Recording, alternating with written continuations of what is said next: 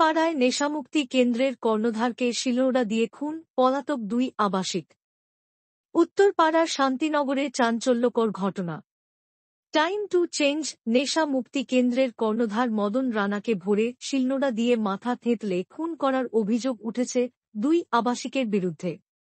তারা অপর এক আবাসিককেও মারধরে পালায়। রক্তাক্ত অবস্থায় হাসপাতালে নিয়ে গেলে মদনের মৃত্যু হয়। পুলিশ সূত্রে জানা গেছে, অভিযুক্তরা পুজোর আগে বাড়ি যেতে চাইছিলেন, কিন্তু মদন রাজি হননি। সেই নিয়ে বচসার জেরে এই খুনের ঘটনা ঘটে। অভিযুক্তরা দমদম বেলঘুরিয়ার বাসিন্দা। সিসিটিভি ফুটেজ খতিয়ে দেখে তাদের খোঁজে তল্লাশি চালাচ্ছে উত্তরপাড়া থানার পুলিশ।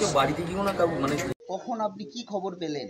7:45 নাগাদ ছোটকা বলে একটা ছেলে, ও গেল, গিয়ে দরজা ঠকঠক করলো, মানে আমিও উঠবো বললো তাড়াতাড়ি চল, তোর ভাইকে সেন্টারের ছেলেরা মিলে খুব মার মেরেছে, মুখটা চেনা যাচ্ছে না। আমি কোনো রকম স্যার মুখে জলটা দিয়ে চুড়িদার পরে চলে এসেছি।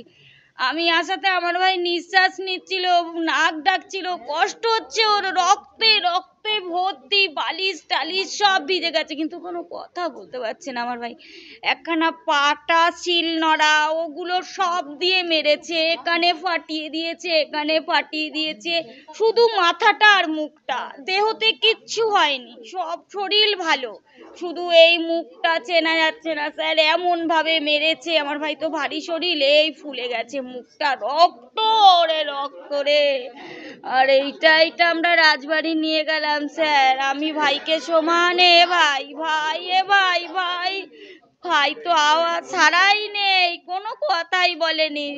ডাক্তার দেখে বললো আর একটু আগে আনতে পারলেন না। কটা নাগাদ ঘটনা জানতে পারলেন? 6:45।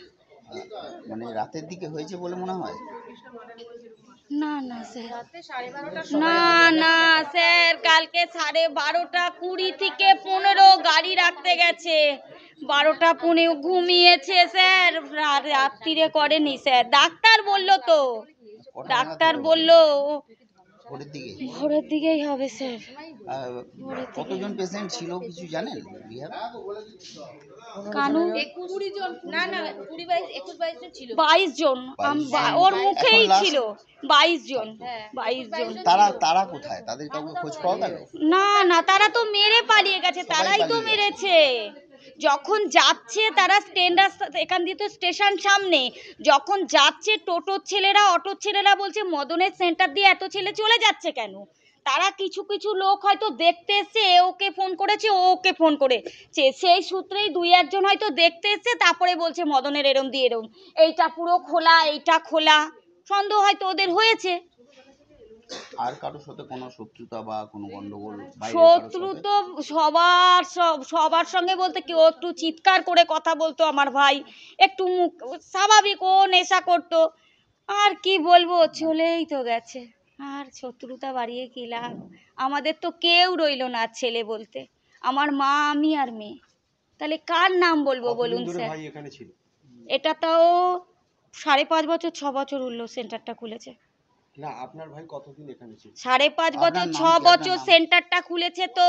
আচ্ছা, আপনার নাম কি? আমার নাম নন্দিতা ভার্মা। কি করে হলো দিদি এই ঘটনা? আমি কি বলতে পারি না, আমি কর্ণগরে থাকি। বসো